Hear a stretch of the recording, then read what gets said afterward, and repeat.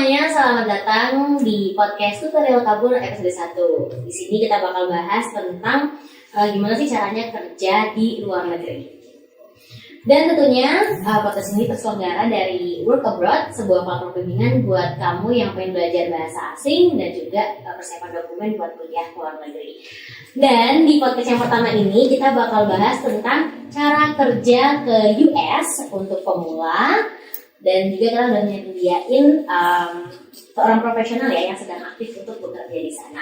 Mungkin langsung aja kita kenal lebih lanjut sama Kak Bagas Naufal Insani. Halo, selamat datang Kak Bagas. Oke, panggilannya bener ya Kak Bagas ya? Oke, gimana Kak Bagas kabarnya hari ini? Alhamdulillah baik.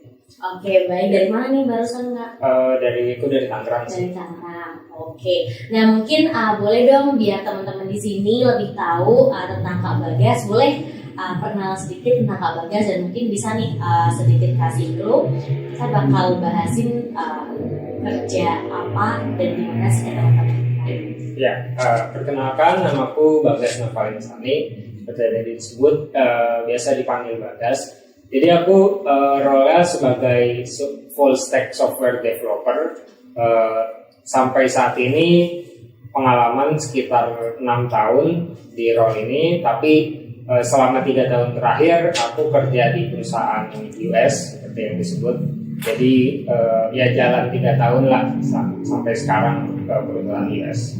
Oke, mungkin boleh dikasih tahu sedikit nggak sih Kak untuk pekerjaan kakak yang sekarang ini emang spesifikasi yang dibutuhin itu apa, dan mungkin background dari sebelum kakak bekerja ini akhirnya memilih bidang stakeholder software ya, benar ya? Ya, itu apa? Ya, jadi kalau di full stack developer itu sebenarnya yang dibutuhin sih hard skill ya, karena software developer ya pasti diperlukan kan skill programmingnya. Tapi kalau di luar skill teknisnya pasti ya bahasa Inggrisnya, terus profil gimana kita kerja itu bisa dilihat dari profil LinkedIn atau enggak persona branding kita di sosial media misalnya seperti apa. Terus kalau di luar itu juga biasanya dilihat dari portfolio sih, misalnya kerjaan yang udah pernah kita buat apa aja, yang udah pernah dikerjain apa aja, terus sama satu lagi rekomendasi dari teman-teman rekan kerja yang udah pernah kerja bareng kita. Jadi kayak rekomendasi dan review dari mereka lah seperti apa kita bekerja. Oke, sesuai dengan judulnya ya Kak, ini kan kita mau bahas tentang tutorial kabur. Gitu. Dan kebetulan Kak Bagas ini kan memang akhirnya memilih US ya sebagai tempat kerja sekarang gitu, selain di Indonesia. Nah, mungkin bisa kasih tahu masih motivasinya awalnya kenapa kok bisa milih US dan pekerjaan itu sekarang? Karena menurut aku di Indonesia sendiri juga sebenarnya untuk program programming gitu tuh ya menurutku ya udah cukup oke dari segi mungkin fasilitas, gaji dan sebagainya. Kenapa tapi akhirnya tetap pengen nih kabur ke US Kak? Iya, sebenarnya mimpiku tuh pengen punya produk digital yang bisa sampai ke pasar global gitu. Nah, tapi waktu kemarin kan sebelum pandemi juga kita di Indonesia udah lumayan banyak kan startup, jadi banyak role IT yang bermunculan. Tapi pas mulai 2021 ke sini, mungkin 2022 ke sini udah mulai berkurang nih demand-nya di pasar Indonesia sendiri. Jadi benefitnya mungkin mulai berkurang dibanding semenjak startup. Terus mulai nyari-nyari lah di internet gimana jenjang karir yang bagus dari segi benefit, dari segi flow kerja segala macamnya. Terus akhirnya ketemu yang memang paling bagus kalau role IT gitu berkiblatnya ke US kan. Nah, dan ternyata pas habis research itu baru ketemu lagi beberapa perusahaan US yang memang buka lowongan ke global, khususnya Indonesia juga, dan beberapa yang aku apply juga ada yang proses, dan akhirnya sampai sekarang kerja di perusahaan dia sudah mau 3 tahun gitu. Oke, jadi pertimbangan panjang dan juga tentunya proses pelayanan panjang ya, Iya. nggak hanya di US aja waktu itu untuk pendaftarnya. Ada juga sih sebenarnya di Jepang juga, cuman emang prioritas utamanya di US karena mungkin ya dari GDP negaranya juga kan jauh lebih gede, pasti ke benefit ke kitanya sebagai karyawan pasti lebih gede juga. Oke, tapi mimpi untuk punya produk digital masih ya? Masih. Jadi sambil ngumpulin ya relasi dengan orang-orang di luar negeri, terus dikomunikasi juga bahasa Inggris segala macam, jadi sambil jalan ngumpulin ya. Oke, nah mungkin boleh dong spill ke kita nih Mas, waktu itu persiapannya sebenarnya berapa lama gitu? Mulai dari bahasa dulu kah, atau mungkin ngumpulin portfolio kah, atau apa yang bisa di-share ke teman-teman? Ya, kalau aku sih sebenarnya sebelum kerja remote ke US nih, sebelumnya emang udah kerja juga di perusahaan Indonesia, dan itu kebetulan remote juga, jadi ya mungkin skill kerja remote-nya udah terlatih juga ya selama beberapa tahun. Tapi kalau di luar kerja remote pasti yang paling pertama kan bahasa ya.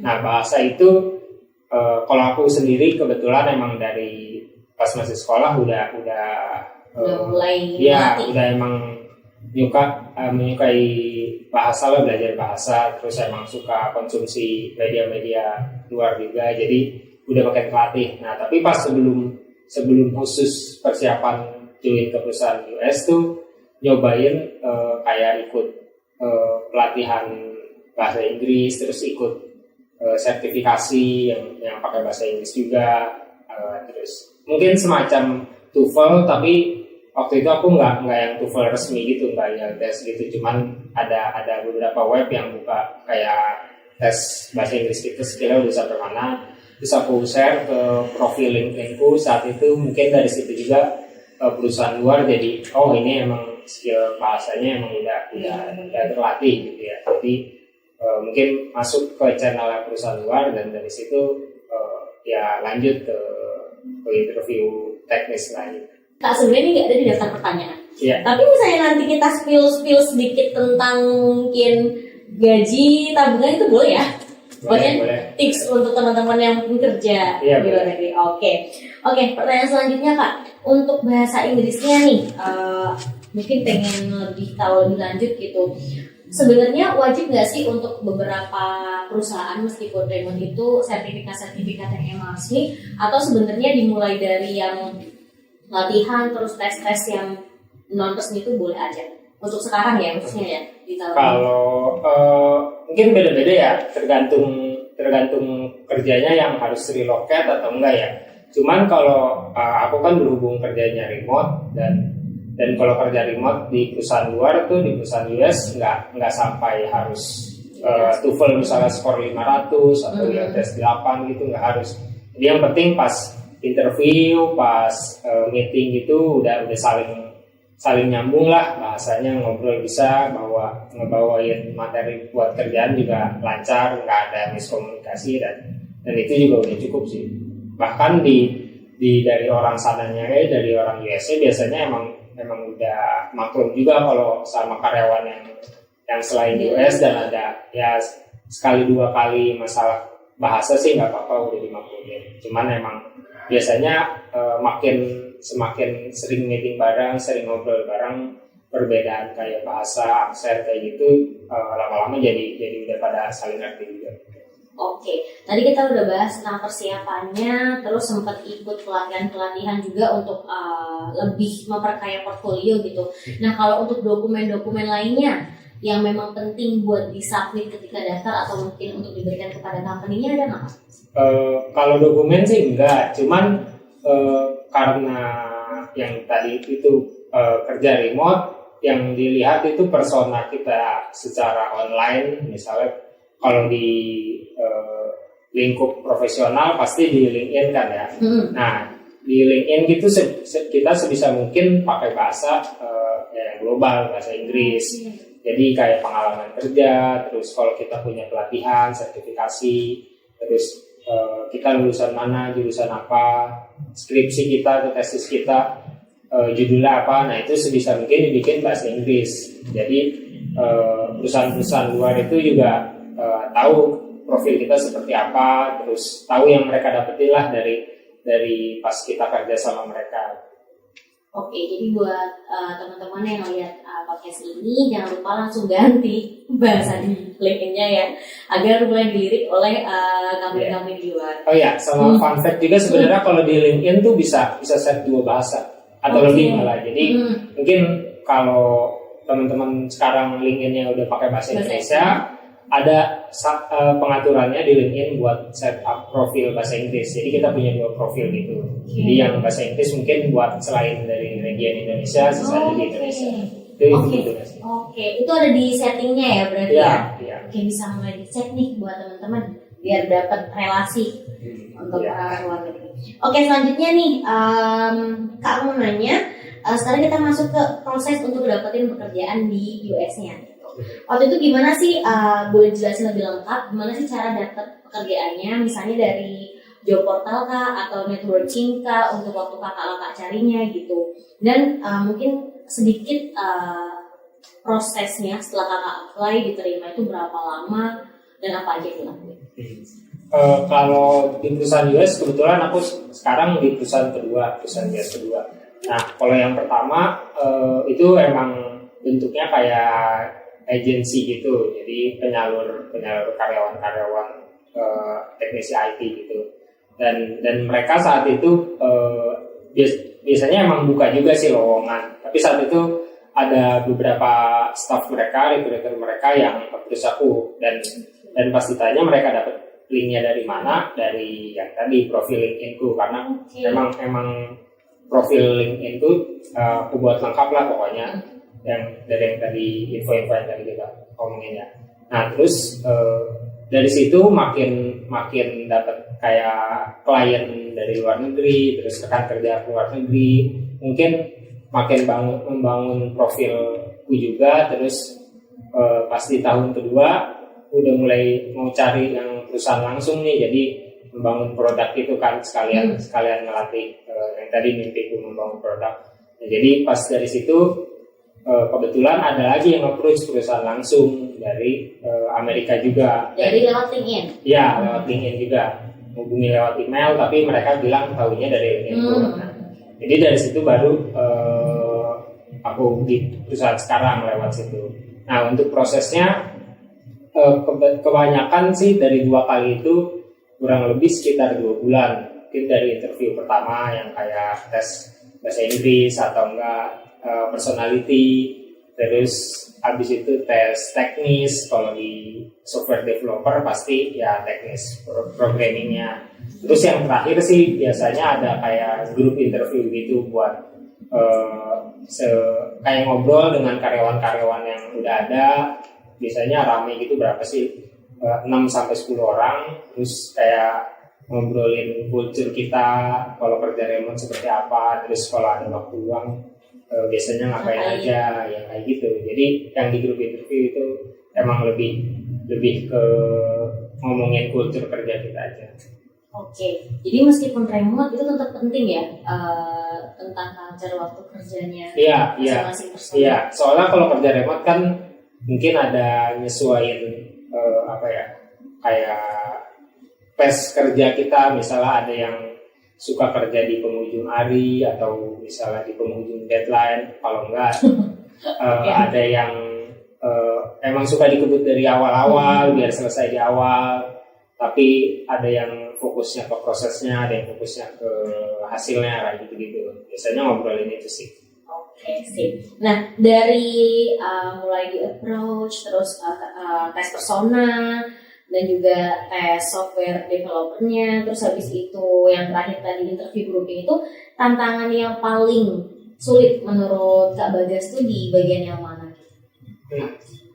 Sebenarnya yang paling sulit kalau dari interviewnya sendiri ya tentu di teknisnya ya. Kalau bahasa sih selama kita ngobrol masih nyambung, terus aksen kita juga enggak, ya masih bisa dimengerti lah sama lawan bicara, itu pasti mudah ya. Tapi yang lebih susah lagi sebenarnya di luar interview itu. Jadi ketika kita apply atau ketika kita punya profil dan di approach sama perusahaan luar, nah yang sulit emang dari situ. Jadi bikin profil kita semenarik mungkin dengan skill-skill yang kita punyai, kita pasarkan dan gimana meyakini perusahaan luar negeri itu yakin sama hasil kerja kita. Nah yang lebih penting di situ ya. Karena ketika udah trust, ngelihat dari portfolio, ngelihat dari personal di sosial media lah ya aku bilangnya ya, karena nggak cuma LinkedIn mungkin ya beberapa platform lain, otomatis akan menambah kepercayaan mereka buat terima kita gitu. Iya, jadi kayak interview itu kayak proses verifikasi, benar si orang ini bisa kerja ini, kerja A, kerja B gitu. Tapi yang paling sulit kan yang tadi di awal itu. Di awalnya malah ya. Iya. Oke. Tapi Kak Bagas, aku mau tahu dong, sekarang ini kan banyak banget platform untuk apply kerja yang memang fokusnya itu ke luar negeri ya. Ada banyak lah sekarang. Iya. Karena udah semakin banyak yang pengen tutorial kabur ke luar negeri gitu. Nah, kalau dari Kak Bagas sendiri, sebenarnya probabilitas kita buat daftar untuk lewat platform-platform tersebut itu lebih oke, atau sebenarnya ada opsi lain yang bisa Kak Bagas berikan? Kalau saya tahuku kebetulan semenjak mulai aktif juga sharing di sosial media soal kerja remote, terus join sama komunitas-komunitas gitu. Emang beberapa yang sampai goal dapat kerja di perusahaan luar, dan ada beberapa yang emang relocate. Emang titik awalnya mudahnya sih dari program-program tadi yang mendukung buat kerja ke luar negeri.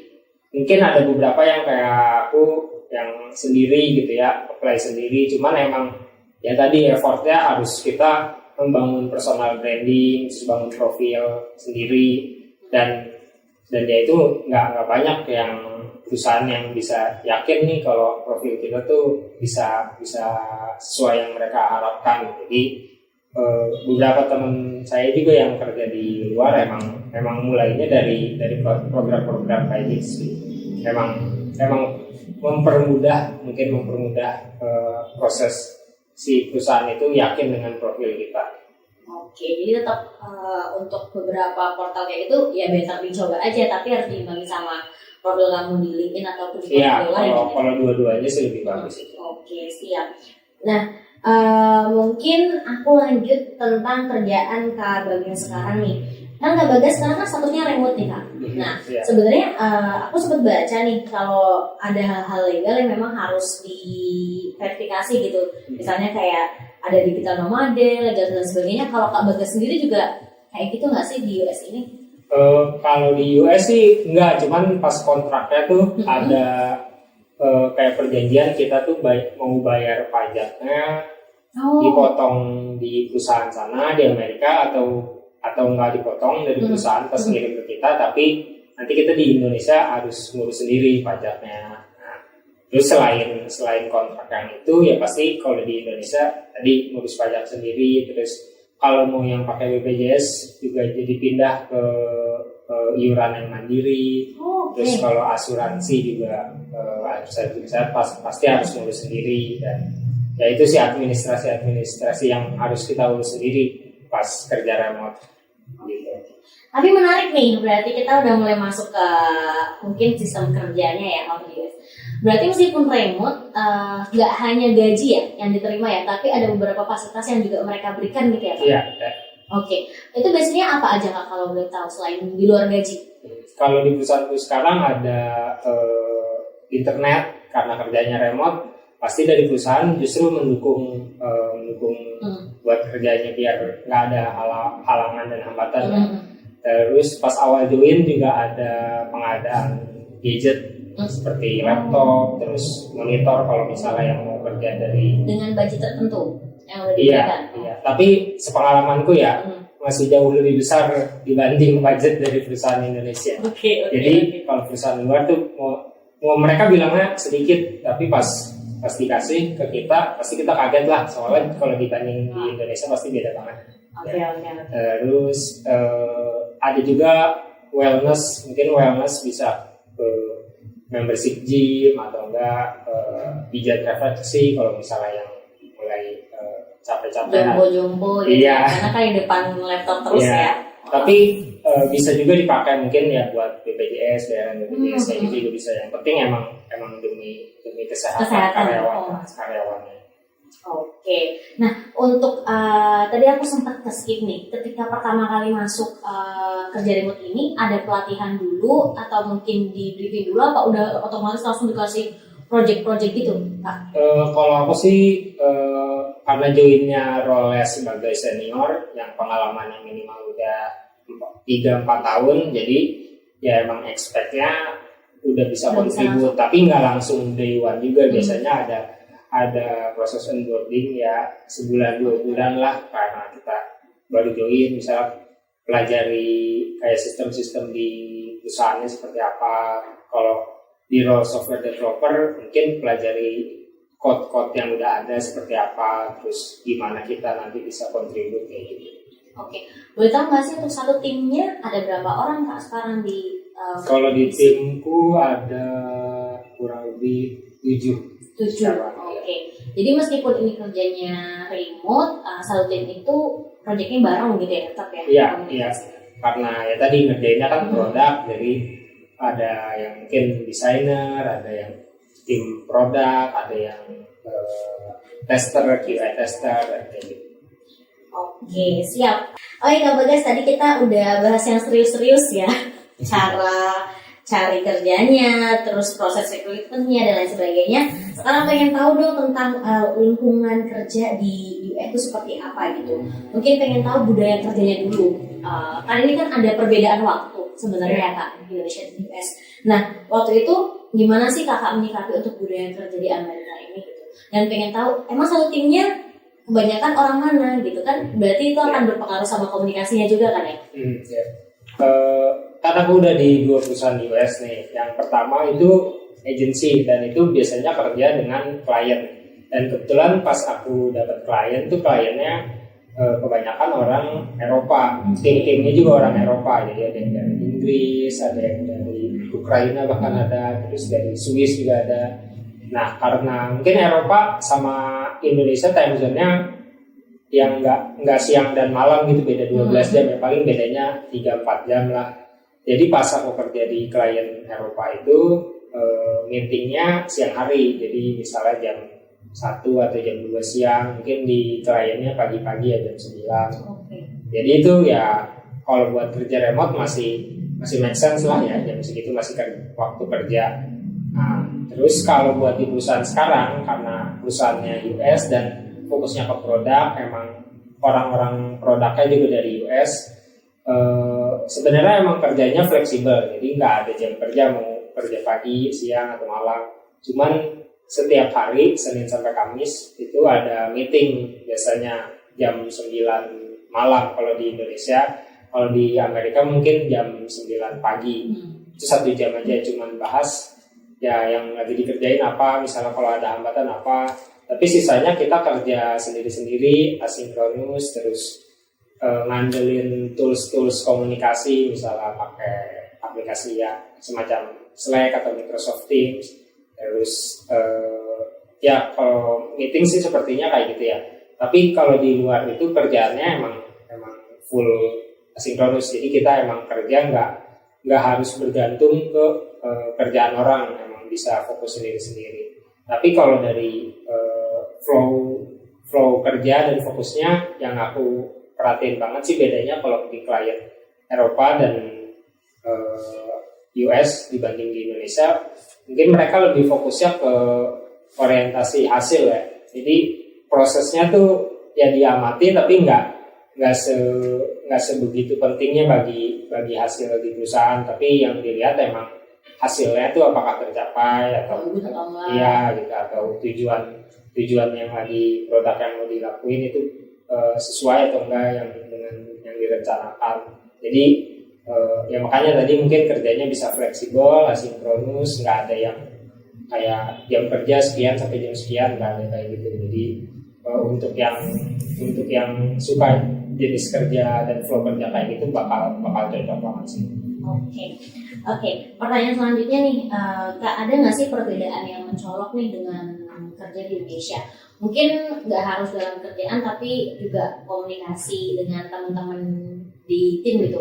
Karena aku sempat dengar nih kalau di Australia sih ini ya, ketika mereka tuh mau izin ke bos tuh, mereka ya bilang aja, aku besok izin ya, nggak perlu kayak besok aku izin terus bagiannya mau ngapain, mau A B C, terus sampai dalam gitu keponya gitu. Nah mungkin hal kayak gitu ada nggak sih Kak yang perbedaannya mencolok banget, kayak ternyata kerja di US tuh budayanya kayak gini, aku suka banget gitu. Ada nggak sih?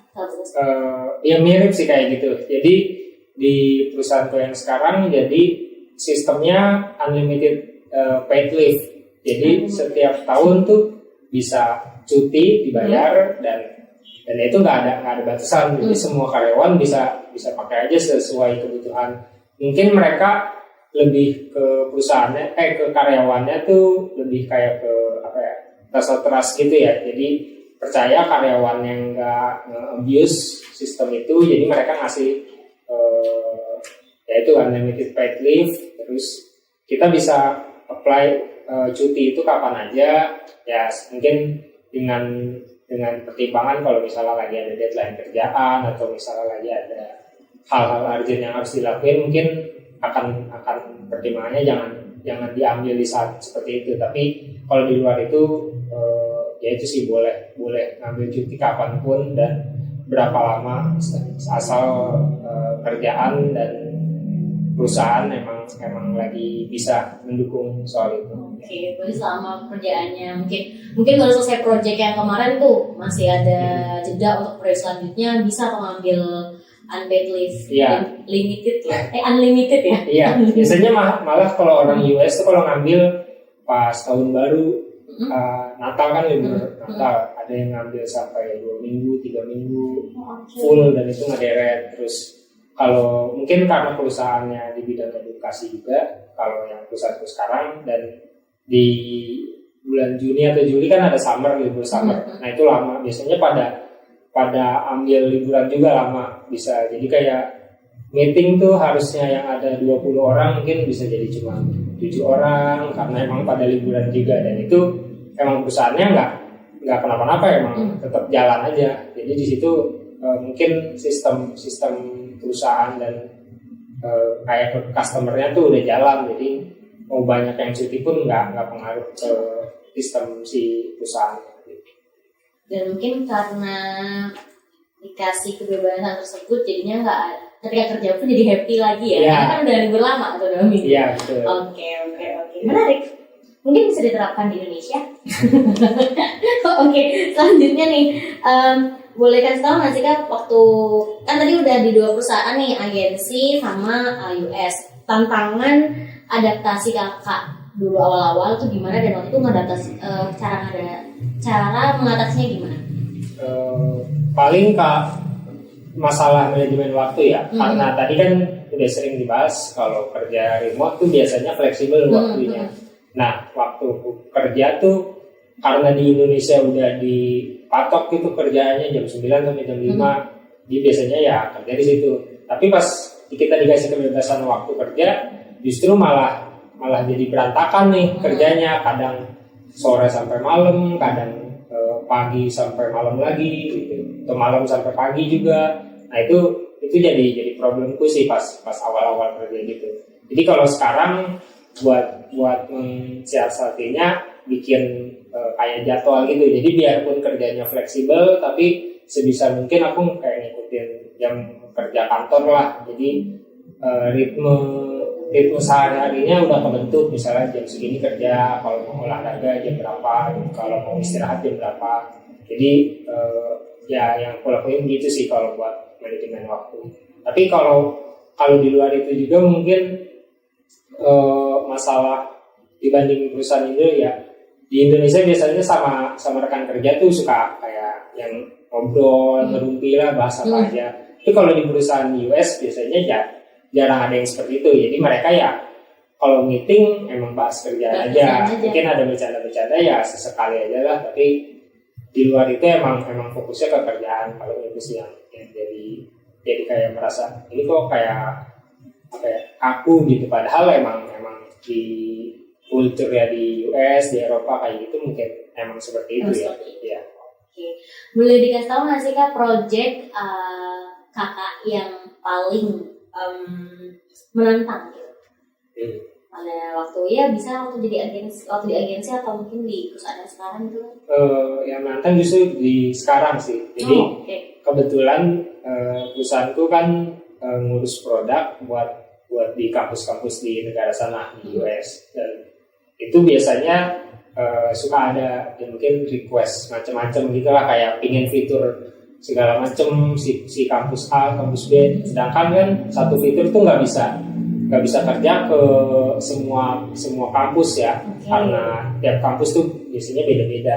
Nah itu kita harus menyesuaikan requirement, menyesuaikan ya fitur yang dikerjain sesuai dengan memang semua klien kita, semua kampus yang pakai aplikasi kita. Jadi nyesuaiin kayak gitu sih yang mungkin sulit, dan kebetulan juga tim produknya udah biasa ngurus kayak gitu juga. Jadi ada tips sama trik-trik kalau misalnya ada kayak request aneh ya, biasanya diresponnya seperti apa kayak gitu. Oke, berarti lebih menantang di yang sekarang ya, untuk kerjaannya, proyek-proyeknya ya. Iya. Oke. Nah kita masuk ke tips nih untuk pemula kali ya, kayak yang memang pengen mencoba untuk kabur ke US gitu. Apa sih hal yang paling harus dipersiapkan gitu, Kak Bagas? Ya sebenarnya dari tadi kita udah nyinggung nih, kalau mau keluar bagusnya emang siapin profil diri kita yang bagus. Mungkin kalau aku lakuin di LinkedIn, dan emang yang paling banyak dipakai ya profil LinkedIn. Jadi emang bagusnya di situ kita bikin profil seolah-olah profil kita tuh emang orang sana lah. Jadi profilnya udah bahasa Inggris, terus ada detail-detail kerjaan kita seperti apa, terus ada sertifikasi profesional yang kita pernah ikuti seperti apa. Nah itu.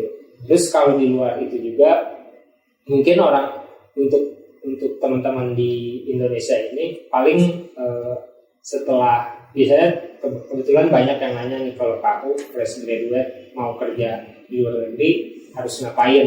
Nah kalau saranku sih kita emang ngelatih terus soft skill dan hard skill kita. Kalau hard skill mungkin bisa ikut kursus-kursus gitu yang sesuai sama bidangnya ya. Ya, workshop, bootcamp atau semacamnya lah. Terus kalau misalnya teman-teman mau keluar kan biasanya fresh graduate kan nggak banyak nih lowongannya kalau masih awal banget. Ya kayak gitu sambil jalan ngerjain yang tadi improve diri sendiri, mungkin bisa sambil kerja juga di Indonesia ngumpulin pengalaman. Terus habis itu kalau misalnya udah ada pengalaman mungkin ya setahun 2 tahun atau mungkin lebih banyak lebih bagus ya. Tapi di luar itu nanti biasanya emang dari perusahaan luar tuh udah mulai menghubungi kita gitu kalau udah banyak pengalamannya. Tapi ya di luar itu emang udah bisa kita amati. Misalnya kalau 3 tahun kita harus belajar apa, terus sertifikasi profesional yang bisa diincar itu apa. Nah itu yang mendukung kerjaan biasanya emang dicari banget, dan carinya yang sertifikat yang memang level global ya. Jadi perusahaan luar tuh bisa mengakui kemampuan kita. Oke, jadi jangan langsung minder nih buat yang fresh graduate, tetap bisa ikut pelatihan, workshop, terus juga bootcamp. Tapi yang paling penting memang sertifikasi untuk bidang yang memang sedang kamu inginkan gitu ya di luar negeri gitu. Mungkin boleh tahu nggak kesalahan umum yang harus dihindari apa sih waktu pengen dapat kerjaan di luar? Yang paling sering aku lihat sih biasanya langsung mau red negara sana. Misalnya ketika mau mulai masuk ke kerja perusahaan luar gitu. Mungkin perusahaan luar biasanya nyari ke negara-negara ini berkembang kayak Indonesia, nyarinya rate-nya nggak sebesar kayak membayar orang sana. Ya, jadi biasanya bisa rada di bawah lah, tapi masih kalau dibanding sama perusahaan itu masih jauh lebih tinggi. Nah biasanya yang sering aku lihat tuh orang-orang yang baru kerja remote pinginnya langsung aja kayak rate-nya rate perusahaan sana lah. Dan perusahaan sana kan nyari orang Indonesia kan yang emang mau mungkin tanda kutipnya yang win-win buat keduanya, jadi mereka bayar lebih murah tapi kita juga dibayar lebih tinggi dibanding perusahaan dalam negeri. Jadi seperti itu. Jadi ya ekspektasi bayarannya mungkin jangan langsung ngikutin rate tinggi, tapi emang sesuai sama pengalaman kita, terus skill kita apakah emang dicari banget sama perusahaan atau enggak gitu. Oke. Tapi untuk kerja di luar negeri ini mungkin kalau kakak punya relasi atau teman itu emang nggak hanya di bidang IT aja kan ya kak yang terbuka sebenarnya? Iya, kebetulan suka ikut komunitas juga aku buat teman-teman Indonesia yang kerja remote juga di perusahaan luar, dan beberapa ada yang di luar IT kok, ada marketing, ada virtual assistant juga ada, terus Iya lagi ramai banget virtual assistant. Ya, itu. Terus ada juga mungkin desainer mungkin lebih IT tapi kan nggak IT banget lah, nggak sampai ngoding gitu. Terus ada juga sih beberapa kayak product manager, project management kayak gitu juga bisa, jadi nggak harus tahu banget IT ya. Oke, jadi semua bidang coba dicari aja ya, karena kesempatannya juga terbuka gitu. Oke, mungkin ini yang lagi ditunggu-tunggu nih sama teman-teman podcast Tutorial Kabur. Kita akan membahas tentang gajinya. Kalian nungguin kan ya?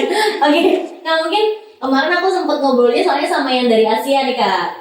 Jadi dia spill sedikit lah untuk gajinya, ternyata bisa buat nabung atau enggak. Terus habis itu mungkin setelah dipotong pajak dan lain sebagainya gitu. Mungkin boleh spill sedikit nggak sih kak untuk kerja remote ini di bidang IT, untuk rate yang dikasih nih dari, mungkin kan ada dua perbedaan ya agensi sama perusahaan, mungkin di spill juga kita. Kebetulan aku sih pas di agensi udah dikasih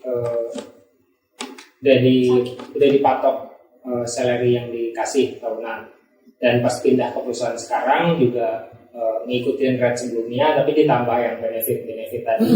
Nah, dan kalau dihitung ke rupiah lah, sebulan kurang lebih bisa dapat 3 digit.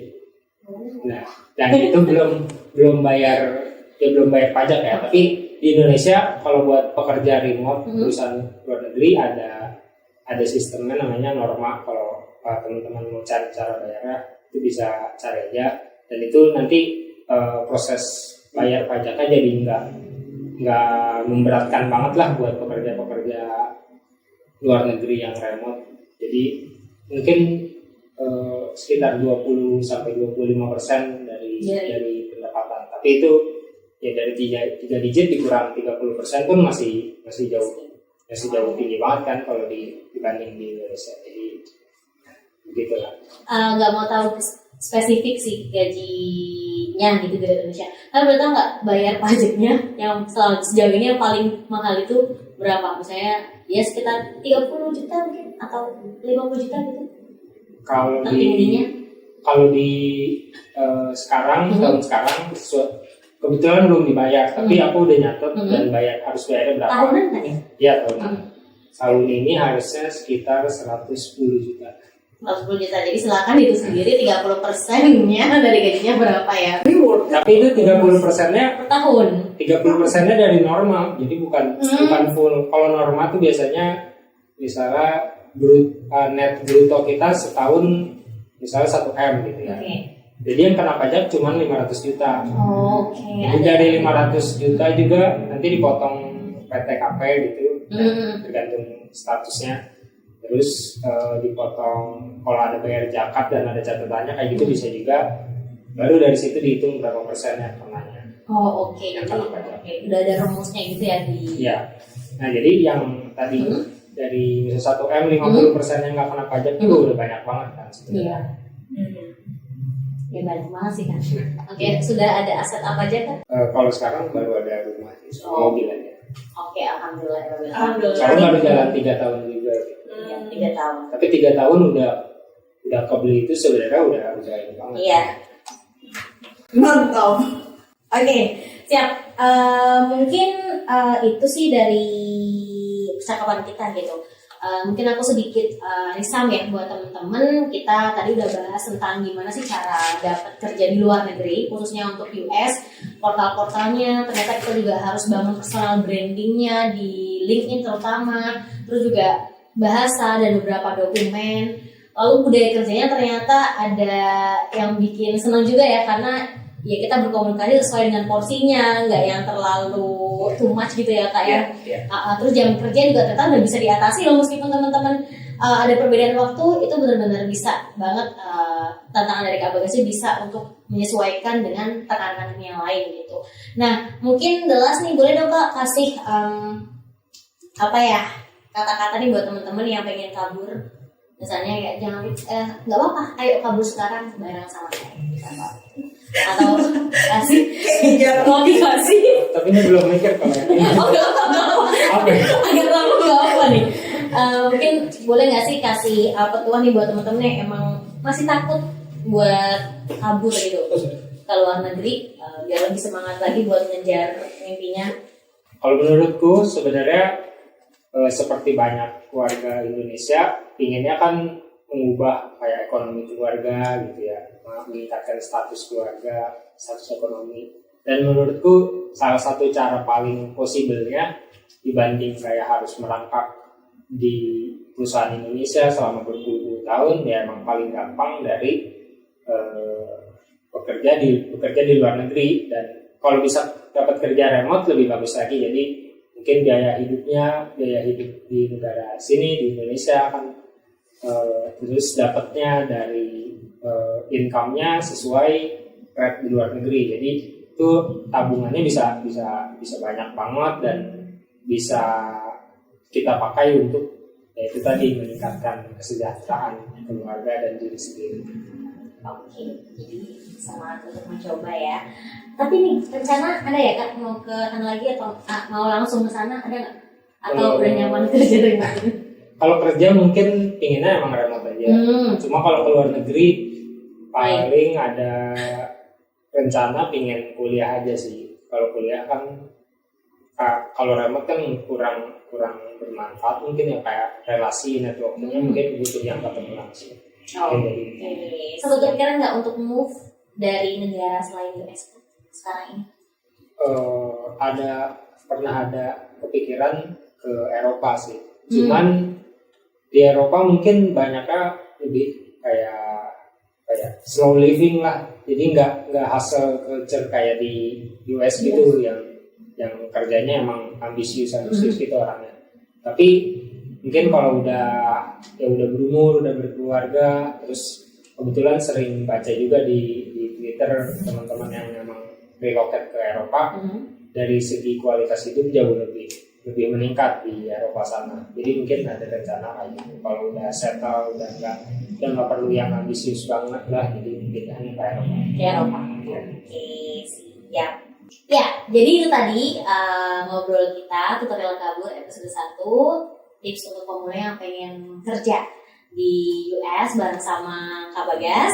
Thank you banget Kak Bagas udah sharing-sharing bareng sama kita. Jujur ini pertama kalinya juga sih kita bahas tentang US, karena biasanya kita beberapa waktu lalu gitu kita bahasnya Eropa dan Jepang. Jadi angin segar buat temen-temen yang pengen ngerasain atau pengen tahu tentang kerja di US gitu. Oke, semoga kita bisa ada proyek-proyek lainnya Pak Bagas dan teman-teman. Jangan lupa ya buat follow podcast ini dan juga tentunya media sosial Work Abroad, biar kamu bisa lebih tahu lebih lanjut tentang kerja di luar negeri dan gak ketinggalan tips-tipsnya juga. Jadi sampai jumpa di podcast tutorial kabur selanjutnya. Bye bye.